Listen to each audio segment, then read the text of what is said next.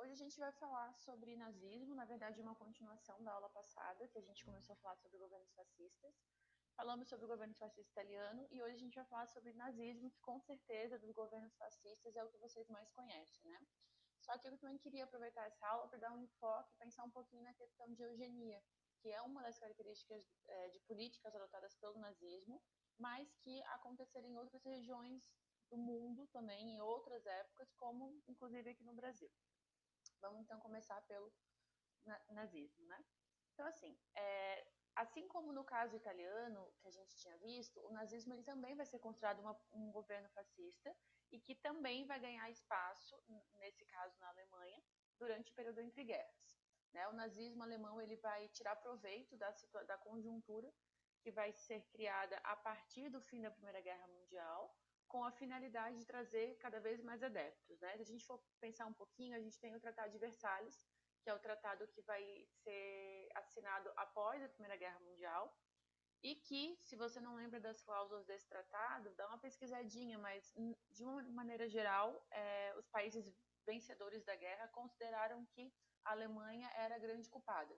E aí, então, foi imposto uma série de exigências, enfim, que os alemães deveriam cumprir. Entre elas, por exemplo, tem o pagamento de indenização de muita grana para os países vencedores. Outra também foi, eles tiraram alguns territórios que tinham sido invadidos pelos alemães, tanto na Europa como, inclusive, as colônias alemães que tinham na África, por exemplo. Né? Então, esse é só alguns das cláusulas do tratado que, se você não lembra, como eu falei, eu aconselho a dar uma olhadinha. Mas o que isso vai causar nos alemães? Né? Os alemães eles já tinham uma questão nacionalista muito forte. Inclusive, é uma das questões que leva à Primeira Guerra Mundial. E aí, como eles perdem a guerra e depois sofrem essa imposição do Tratado de Versalhes, eles meio que entendem que eles foram injustiçados, humilhados, enfim. Isso vai criando na população alemã um ambiente que vai favorecer ao surgimento desse governo nazista, né? Então, inicialmente, quando é criado o nazismo, que na verdade se chama Partido Nacional Socialista dos Trabalhadores Alemães, que não tem nada a ver com comunismo, tá, gente? Apesar de ter socialista no nome, não é um governo comunista, tá? Não é um partido comunista, na verdade eles perseguiam comunistas. E ele inicialmente era um partido pequeno e inexpressivo, tipo, não tinha grande visibilidade, né? Porém, desde o início ele já atuava de uma forma mais violenta. Então a gente tinha as SAs, que eram as seções de assalto, e tinham também grupos paramilitares que se organizavam e perseguiam determinados grupos da sociedade, como, por exemplo, judeus e comunistas. Um caso desse que ficou bem famoso é o da Rosa Luxemburgo, que era uma polonesa comunista que foi assassinada pelo nazismo no início, né? Pesquisem sobre ela também, que é bem interessante. Dá um Google aí que vocês vão ver um pouquinho sobre a história dela. Bom, em 1923, o Hitler, né, que fazia parte da fundação, fez parte da fundação do nazismo, ele vai tentar dar um golpe de Estado. Na verdade, é uma coisa meio bizarra. Ele tá num bar em Munique e ele sobe numa mesa e ele começa a, enfim, falar todas as ideias que ele tem. Só que as ideias dele são bem antissemitas, ou seja, contra judeus. E naquele momento, em 23, ele fala tudo isso e é preso por falar isso. Na prisão, ele vai escrever o livro Mein Kampf, que significa, traduzido seria Minha Luta. Nesse livro, ele vai escrever todas as teorias que ele tem, todas as crenças, enfim, todo o preconceito dele. E esse livro, hoje, ele é proibido na Alemanha, mas aqui no Brasil a gente encontra ele com o título de Minha Luta. É um livro onde ele vai expor, basicamente, as ideias que depois vão ser apropriadas pelo nazismo quando ele sobe ao poder na Alemanha, né? Bom, na década de 20, no final da década de 20, a gente tem a crise de 29, que vocês viram também na aula passada, na atividade que eu passei, né? E a crise de 29, ela vai levar a uma crise econômica de âmbito mundial, embora tenha ocorrido com a queda da Bolsa de Nova York. E aí, já em liberdade, né, o Hitler e o Partido Nazista, eles vão se aproveitar dessa situação de crise econômica para conseguir atrair ainda mais eleitores. E aí, para vocês terem uma ideia de como essa política de propaganda vai dar certo para o nazismo, em 1928, o Partido Nazista ele tinha 2,6% dos votos do Reichstag, que é o parlamento alemão.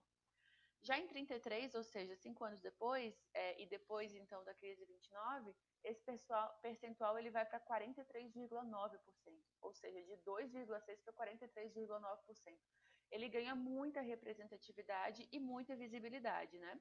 Então, com o apoio do parlamento e também de industriais, então a gente pega marcas famosas alemães como a Bosch, por exemplo, que faz eletrodoméstico, a Siemens, enfim, são empresas que têm um lucro grande, indústrias, e que vão apoiar o governo nazista. Então, com esse apoio, o Hitler acaba sendo nomeado como chanceler da Alemanha, que é o cargo que seria hoje, na maioria dos países, seria o primeiro-ministro, né? Teoricamente, nesse momento, ele é o chanceler e tem um presidente, mas logo na sequência o presidente morre. E aí ele assume interinamente, mas que fica durante algum tempo, na posição de maior poder do Estado, né? Então aqui é só para vocês verem, está no livro de vocês, o autor fala o seguinte: no poder, Adolf Hitler implantou uma das ditaduras mais cruéis de todos os tempos. Ordenou a invasão dos sindicatos, dissolveu os partidos políticos e sequestrou seus bens. Fechou seus jornais, prendeu comunistas, judeus e democratas, alguns dos quais foram mortos e a maioria deles enviada para campos de concentração. Em 21 de março de 1933, o Hitler proclamou a criação do Terceiro Reich.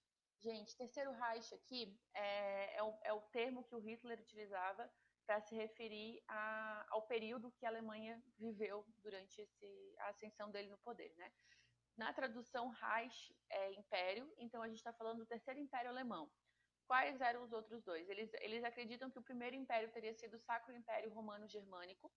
Depois teria o Império Alemão, o Segundo Império Alemão, que foi quando a Alemanha se tornou unificada no final do século XIX. E aí agora eles estariam vivendo o Terceiro Reich, né, o Terceiro Império. Vale lembrar que no caso da Itália, o Mussolini ele fazia bastante referência ao o antigo Império Romano, para poder justificar também a questão das invasões deles, né? Assim como Hitler também vai utilizar o Terceiro Reich para justificar essa criação de um grande império. Bom, vamos às características do nazismo, então. Além de todas as características que a gente viu na aula passada, que eram comuns aos governos fascistas, então, por exemplo, uma liderança ou um partido único no poder, a proibição de outros partidos, a proibição de oposição, nacionalismo muito forte, organização militar forte, uma uniformidade na população, tudo isso são características do governo fascista e que o nazismo tem também. Só que o nazismo ele traz algumas outras particularidades que a gente não encontra em outros governos, ou não encontra todas em outros governos, né? Acho que a mais famosa é o antissemitismo, né? Que é a questão de perseguição aos judeus. Então, o Hitler cria toda uma teoria, enfim, espalha, né, através da propaganda nazista, culpando os judeus pelas derrotas e pela crise econômica na Alemanha.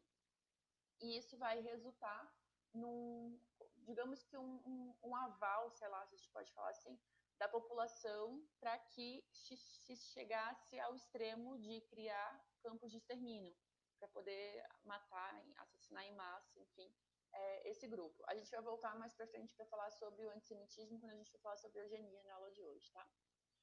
A gente tem também o anticomunismo, né? Então, ele era visto como um aliado do judaísmo, embora uma coisa não tenha nada a ver com a outra, mas também sofreu bastante perseguição por parte do Hitler.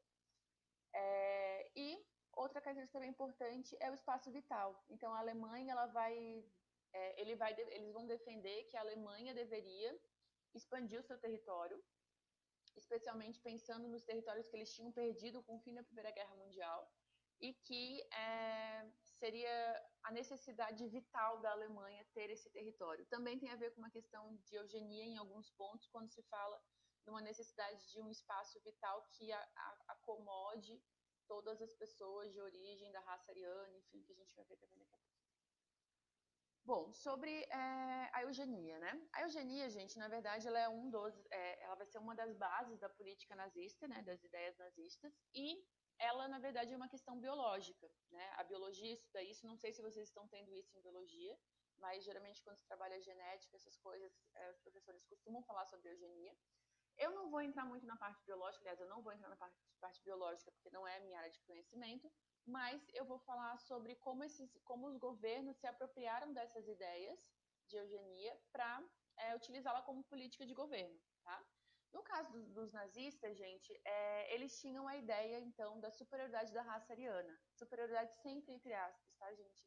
É a política que eles adotavam, enfim, mas vamos problematizar um pouquinho isso, né? Então, o nazismo, ele dizia que haveria uma raça pura e que essa raça seria superior aos demais. Obviamente, eles vão considerar que a raça pura e superior é a deles mesmos, né? Então, eles vão se apropriar dessa ideia para gerar um extermínio de outros grupos que eram considerados inferiores do ponto de vista da eugenia. A ideia biológica, assim, mas seria mais ou menos tipo teriam raças inferiores e raças superiores, e a eugenia então seria utilizada para que as raças superiores se espalhassem mais, ou seja, né, tivesse mais gente da raça superior, enquanto eles levavam ao extermínio das raças inferiores. Seria mais ou menos isso. Bom, no caso do nazismo, a política da eugenia ela foi levada a um dos extremos mais chocantes da história, que foi o extermínio dos judeus, né? Então, eles defendiam que purificar, aqui entre aspas também, por favor, tá? A ideia de que precisava, então, se livrar dessa população considerada inferior. No caso aqui, eles consideravam judeus.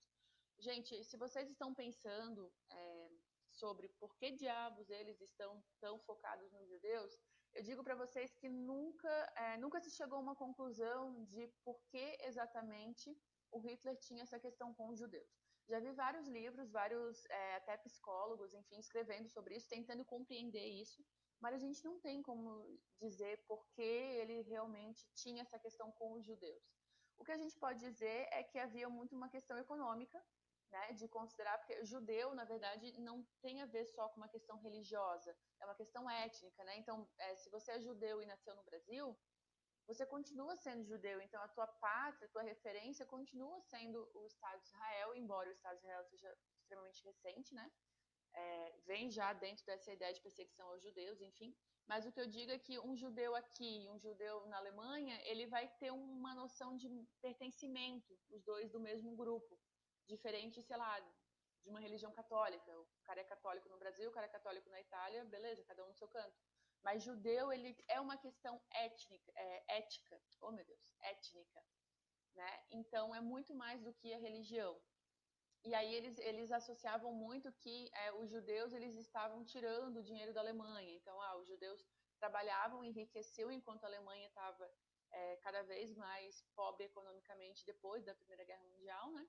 E que os judeus estariam enriquecendo e mandando dinheiro para fora da Alemanha para ajudar outros judeus do mundo. Enfim, com certeza a parte econômica é bastante importante para eles iniciarem isso, mas é lógico que não justifica de forma alguma terem chego ao ponto que chegaram. Então é uma questão que, infelizmente, a gente não tem resposta de por que eles tinham essa questão com o judeu especificamente para chegar a esse ponto, né?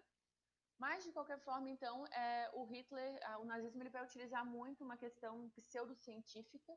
Então, eles vão formar grupos de médicos, de pseudocientistas, que vão criar um mecanismo de exclusão social, como hospícios, asilo, vai defender a prática da eutanásia, que é o assassinar a pessoa no hospital, enfim, hoje se utiliza, quer dizer, em muitos países não é autorizada a eutanásia, né, que seria a morte assistida de alguém que não tem mais não pode mais se recuperar, enfim, é uma questão que o nazismo vai defender nesse momento, mas lógico para usar como arma para assassinar judeu, né? Até que eles chegam no que ficou conhecido como solução final, que foi a criação dos campos de extermínio. A gente vai ter uma aula mais para frente só sobre o Holocausto e os campos de concentração. Então a gente vai falar um pouco mais sobre isso mais para frente, mas no geral, então, vocês já devem saber, lógico, né, que os campos de extermínio eles foram criados para receber judeus e grupos indesejáveis da sociedade que acabavam então sendo mortos nas câmaras de gás. Bom, apesar de quando a gente fala de eugenia do ponto de vista de política de governo, a gente se refere muito ao nazismo, ela não foi nem a primeira nem a última, não foi nem a primeira nem a última vez que foi utilizado como forma de política de Estado. Né? A gente vai ter em outros estados, em outros tempos, uma política semelhante, que não chegou ao extremo do Holocausto, mas que defendia teorias parecidas. Né? Um exemplo disso é o colonialismo na África. Final do século XIX, início do século XX, a gente tem a ocupação do território africano pelos europeus. E para explorar esse território, os europeus criaram teorias que justificassem a participação, a presença deles no território africano. Essas teorias elas eram muito baseadas em darwinismo social, que tentava argumentar que as populações negras elas seriam biologicamente inferiores e incapazes de se desenvolverem sozinhas. Gente, não preciso nem dizer que essa teoria, ela não é uma teoria, enfim, ela é falha, é óbvio que isso não existe, né? Foi a teoria que foi utilizada naquele momento para justificar a exploração. Na verdade, o que eles queriam mesmo era entrar no território africano e explorar o que tinha de matéria-prima, explorar a população e por aí vai. E aí eles adotaram uma técnica, né, uma teoria pseudocientífica também, para explicar o porquê deles estarem explorando aquele território. Mas sobre esse assunto, se vocês tiverem mais curiosidades, enfim, eu trabalhei com isso no meu doutorado, então eu tenho bastante conhecimento e indicações sobre isso. Vocês podem me perguntar, que eu ajudo vocês. Eu gosto bastante do colonialismo, pena que no começo do ano a gente não estava trabalhando junto, porque é uma coisa que eu abordo no início do terceiro ano com os meus alunos. Bom, no Brasil a gente também tem uma política de eugenia, especialmente na primeira metade do século XX. Tá? A gente viu em sala, aliás, a gente viu já durante a quarentena, a gente viu as reformas sanitárias e urbanas, né, que foram feitas no Rio de Janeiro, em várias partes do Brasil. Essas reformas sanitárias, gente, elas eram embasadas também em teorias eugênicas, né? Então, grupos da população, eles eram excluídos dessas áreas modernizadas. Então, é daí que surge, por exemplo, as comunidades no Rio de Janeiro, porque eles moravam, a população negra recém-liberta, né?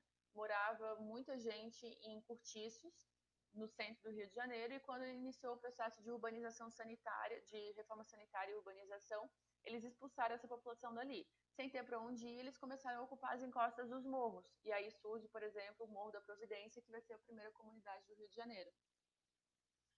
Essa política também é uma política eugênica, né, no sentido de que eles criam toda uma questão para que tire essa população que eles consideravam indesejáveis, entre aspas, novamente, né, do centro do Rio de Janeiro. A gente vai ter a mesma coisa aqui em Florianópolis também, na Avenida Ciro Luz e por aí vai.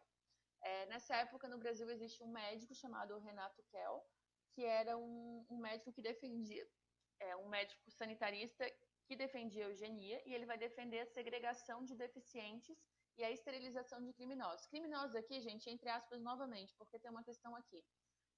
O que era considerado crime lá no início do século XX não necessariamente se considera crime hoje.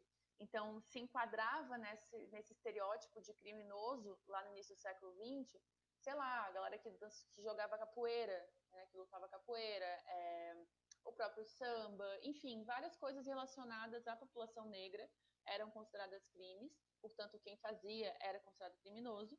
E além de, por exemplo, sei lá, a gente viu o movimento messiânico, né? Então, o Antônio Conselheiro, ele era considerado um dos criminosos, inclusive a cabeça dele foi analisada depois de muito tempo. Foi analisada pela medicina, eu esqueci o nome agora, mas é do Lombroso, criminalística, enfim, né? Então, eles defendiam a esterilização dos criminosos porque eles acreditavam que, se eu sou criminosa, isso está no meu gene, e aí eu vou ter filho, meu filho vai ser criminoso também. Então, esse médico defendia que todo criminoso deveria ser esterilizado para que não tivesse filhos e não passasse esse gene do crime para os filhos e por aí vai. Então, são inúmeras políticas, médicos e cientistas e gente discutindo isso no início do século XX, né? Não apenas na Alemanha, no Brasil também. Então, vocês vão encontrar, para essa época, vários intelectuais que discutiam tanto a favor como contra a eugenia. Por fim, gente, eu queria falar bem rapidinho sobre o Hospital Colônia de Barbacena. Na verdade, isso aqui vai ser uma pesquisa que vocês vão fazer para a próxima aula, mas só para vocês terem conhecer um pouquinho dessa história.